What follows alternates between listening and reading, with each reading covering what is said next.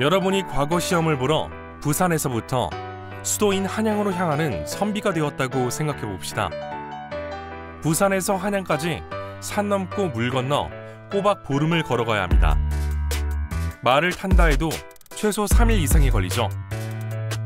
하지만 지금은 자동차를 타고 고속도로를 주행하면 평균 5시간이면 서울에 도착할 수 있게 되었습니다. 이처럼 자동차의 등장으로 우리는 편리하고 윤택한 생활을 할 수 있게 되었습니다. 그러나 자동차는 우리에게 편리함만을 가져다 준 것은 아닙니다. 자동차에서 발생하는 배기가스가 대기오염을 초래하는 문제점 때문인데요.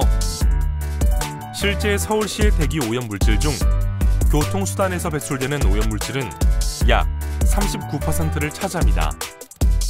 자동차에서 배출된 배기가스는 호흡기에 치명적인 영향을 미칠 뿐만 아니라 지구온난화의 주범이 되어 기후변화를 일으킵니다. 이를 해결하기 위해 전기 자동차가 해결사로 등장했습니다. 전기차는 내연기관 자동차와 달리 화석연료를 사용하지 않고 배터리에 축적된 전기로 움직이는 자동차를 말하는데요. 배기가스를 배출하지 않아 친환경적일 뿐만 아니라 소음과 진동이 적다는 장점을 가지고 있습니다. 아직까지는 전기차의 연료인 전기를 생산하는데 화석연료가 사용되고 있지만 재생에너지가 상용화된다면 앞으로는 더욱 친환경적인 전기차를 만날 수 있을 것입니다. 오늘은 전기차 개발자 이승표 책임님과의 인터뷰를 통해 이 주제에 대해 더 자세하게 알아보도록 하겠습니다. 네, 안녕하세요. 저는 현대자동차에서 전기차 프로젝트 매니저를 담당하고 있는 이승표 책임연구원이라고 합니다. 전기차 프로젝트 매니저는 전기차 프로젝트들을 개발하는 데 있어서 차량의 초기 컨셉부터 최종적으로 소비자들에게 전달되는 과정까지 전반적인 일정과 그리고 품질 전체적인 문제들을 다 다루고 이를 완벽하게 구현해서 소비자들에게 최종적으로 가장 좋은 상태 차를 개발해서 전달 드리는 것까지를 관리하는 역할을 하고 있습니다. 내연기관 자동차는 말 그대로 엔진이 차량 안에서 정제된 기름을 연소해서 동력원을 얻고 이를 통해서 차량을 주행할 수 있는 그런 차를 통칭해서 말합니다. 그렇기 때문에 정제된 석유가 엔진 안에서 연소 과정을 거치면서 배기가스라는 형태로 배출이 되는데요. 물론 차 안에 촉매라는 이 배출가스를 최대한 정제해서 환경을 덜 오염시키는 물질이 들어있지만 그렇다 하더라도 연소 이후에 발생된 가스들로 인해서 대기 오염과 그리고 최근에 가장 문제가 되고 있는 미세먼지를 2차적으로 만들게 되는 원인을 제공해 주게 됩니다. 내연기관 자동차는 배출가스로 인해서 전 세계적으로 환경오염 이슈를 크게 일으켰던 사례가 있습니다. 가장 대표적으로는 미국 LA에서 1943년에 있었던 스모그 건을 들 수가 있는데요. 스모그라고 하면은 스모크와 안개인 포그를 합한 단어로서 배출가스로 인해서 짙은 안개 같은 오염물질이 도시 상공에 떠 있게 되고 이 때문에 사람들이 호흡기나 아니면은 안구 질환에 시달렸던 사례입니다. 이를 통해서 1970년에 미국에서부터 시작해서 점차적으로 전 세계적으로 자동차 배출가스에 대한 규제가 강화되었습니다. 환경에 미치는 악영향을 좀 최소화하고자 내연기관에 대한 기술 개발이 계속 이루어졌고요. 최종적으로는 전기차를 통해서 배출가스가 없는 이동수단으로서의 변경을 진행하고 있습니다. 여러분들이 잘 모르시는 부분이 있는데 내연기관이 전기차보다 훨씬 늦게 개발됐다는 부분입니다. 전기차는 1830년도에 벌써 프랑스 쪽에서 사람들이 차를 개발하고 이 차를 시험용으로 만든 차들이 나오기 시작했습니다. 이를 통해서 1881년에 그 프랑스 파리에서 있었던 박람회에 최초의 전기자동차 모델이 전시가 됐고요. 이를 통해서 사람들에게 많은 인기를 얻었습니다. 실제 내연기관은 그 이후에인 한 1880년대 중반 이후에 많이 들어보셨을 카를 프리드리히 벤츠라는 분이 내연기관을 처음 개발하게 됩니다. 이를 통해서 내연기관 자동차가 발명이 됐고 1900년도에 와서는 이런 증기기관, 전기자동차, 내연기관 자동차가 모두 도로를 질주하게 됩니다. 아마 여러분들이 1900년에 길을 지금 거닐고 있다고 상상해 보시면 도로상에 몇 대의 전기자동차, 몇 대의 내연기관차, 그리고 대부분의 전기자동차를 보실 수 있었을 겁니다.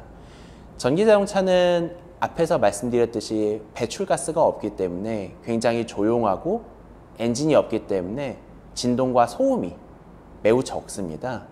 그리고 운전하기도 쉽고 부품 수도 내연기관차에 비해서 적기 때문에 정비하기도 용이했고요. 이런 다양한 장점들 때문에 초기에는 내연기관을 제치고 전기자동차가 압도적인 인기를 구가하게 됩니다. 하지만 내연기관은 이후 기술 개발을 통해서 굉장히 좋은 자동차 형태로 발달하게 됐고요. 그리고 다양한 지역에서 이제 유전이 개발되면서 기름이 원활하게 공급이 되고 이를 통해서 내연기관의 가격이 많이 낮아지게 됩니다. 그러면서 시장에서는 배터리 대비해서 더 멀리 가고 더 편하고 값싸게 쓸 수 있는 내연기관 자동차가 도입이 됐고 이를 통해서 전기자동차는 초기에 많은 인기와 기술을 있었음에도 불구하고 시장은 내연기관 자동차가 지배를 하게 됐었습니다. 하지만 이후 앞에서 말씀드렸던 환경오염 이슈들하고 그 다음에 배터리의 기술 개발이 진행되면서 전기자동차가 다시 각광을 받게 되는데요. 1991년에 일본에서 처음 개발된 리튬이온 배터리를 시작으로 높은 에너지를 작은 배터리 안에 넣을 수 있는 형태의 기술이 개발됐습니다. 그러면서 이 배터리들을 이용해서 전기자동차를 만들어 보자 라는 개발 시도가 계속 있어 왔고요. 여러분들도 많이 들어보셨을 테슬라 그리고 닛산 같은 자동차 회사들이 초기에 전기자동차를 시장에 내놓으면서 이제 전기차 세상이 1900년대에 이어서 다시 현재로 도래하게 됩니다. 그 이후에 좀 현대나 기아 그리고 다양한 국내외 많은 회사들이 전기차를 출시했고요. 이제 2030년도가 되면 여러분은 내연기관차보다는 전기차를 도로에서 더 많이 보실 수 있을 겁니다. 네, 전기차가 상용화가 되고 보급률이 늘어나게 되면 이제 여러분들은 일단 매연 냄새가 해방될 수 있고요. 그 다음에 엔진 소리 대신에 전기차는 소리가 없기 때문에 좀 지나다니는 사람들의 안전을 위협할 소지가 있어서 인공적인 소음을 내주게 됩니다. 그래서 인공적인 소음을 엔진음보다 더 많이 들으실 수 있게 될 겁니다. 일단 배출가스가 많이 줄어들기 때문에 공기가 맑아질 것이고요. 그리고 전기차가 확대되면서 우리의 이동수단에 그쳤던 자동차가 어떤 일상 공간으로의 변화를 가져오게 될 겁니다. 차 안에서 지금도 많이 하고 있는 캠핑이나 야유회뿐 아니라 차 자체를 아마 실제 거주 공간으로 쓰는 분이 나올 수도 있고요. 전기차 안에 탑재된 배터리는 굉장히 커다란 용량입니다.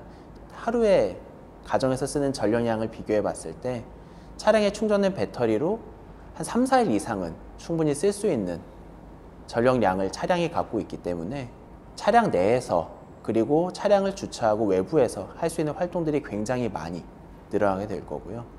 이를 통해서 저희가 지금까지 경험하지 못했던 또 다른 형태의 삶을 경험하실 수 있을 걸로 예상이 됩니다. 우선 가장 중요한 건 쓰레기를 적게 배출하고 그 다음에 사용하는 물건을 최대한 오래 쓰는 것이라고 하겠습니다. 일상생활에서 지키기 쉬운 부분은 일회용품을 적게 쓰는 것입니다.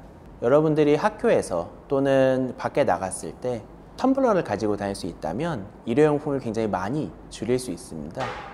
또한 가지고 계신 물건을 아껴서 오래 쓰면 또한 이를 만드는 것들을 좀 줄일 수 있기 때문에 이를 만들기 위해서 사용되는 자원이나 오염물질을 최소화할 수 있고요. 일상생활에서 전등을 끄거나 아니면 물을 좀 더 절약하거나 다양한 데서 소비되는 에너지를 최대한 줄임으로써 여러분들은 모두 환경을 지키는 활동을 한 가지씩 하시게 되는 겁니다.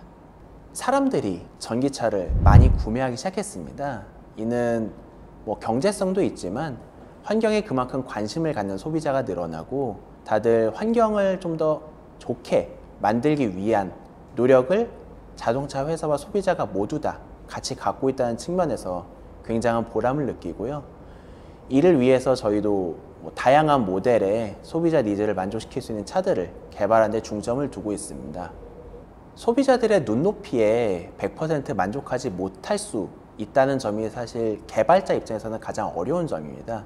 전기차의 특성상 공력이 좋은, 공기 저항이 굉장히 적은 형태의 모델을 많이 출시할 수밖에 없습니다. 왜냐하면 기술적으로 봤을 때 전기자동차가 멀리 가기 위해서는 공기 역학적으로 우수한 차량의 디자인을 만들 수밖에 없는데요. 대신에 차량을 구매하고자 하는 소비자는 전 세계인이기 때문에 전 세계인을 대상으로 그분들의 디자인 취향을 모두 만족시킬 수 있는 차를 만들 수 없다는 점은 저희 개발자 그리고 디자이너 관점으로서 굉장히 어려운 점입니다. 전기차는 현재 개발된 자동차 중에서 가장 첨단 기술을 가지고 있는 자동차입니다.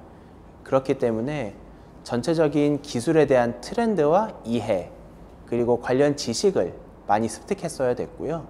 그 다음에 소비자들이 어떤 니즈를 갖고 있는지 아직 전기차를 타보지 않은 사람들도 많았고, 그리고 전기차를 초기에 타본 얼리 어답터 분들도 계셨기 때문에 이런 분들의 심층 인터뷰를 진행해서 소비자들이 정말로 원하시는 게 어떤 부분인지, 그리고 저희가 차량을 개발할 때 중점적으로 생각해야 될 부분은 어떤 것인지를 고민하는 시간이 굉장히 길었고, 이 부분이 가장 노력했던 부분이라고 하겠습니다. 이 영상을 보시는 분들이 만약 미래 전기차 개발에 관심이 있으시다고 하면은 미래에 어떤 기술이 개발될지, 그리고 사람들이 어떤 생활을 하게 될지에 대한 트렌드에 지속적인 관심을 가져주시는 것이 가장 중요합니다. 왜냐하면 전기차가 이제는 이동수단이 아니라 어떤 사람들의 거주 공간으로서의 특성을 많이 가질 거기 때문에 실제 삶을 자동차 안에서 한다라는 부분까지 좀 고민하고 차량을 개발해야 되기 때문에 이런 부분을 좀 관심을 가져주셔야 되고요. 그 다음에 핵심 기술에 대해서 좀 개발을 좀 더 하고 싶으시다고 하면은 어떤 화학적인 배터리 부분이나 아니면 전기 전자 쪽에 관심을 가져주시면 추후에 개발하시는 데 많은 도움이 될 것 같습니다.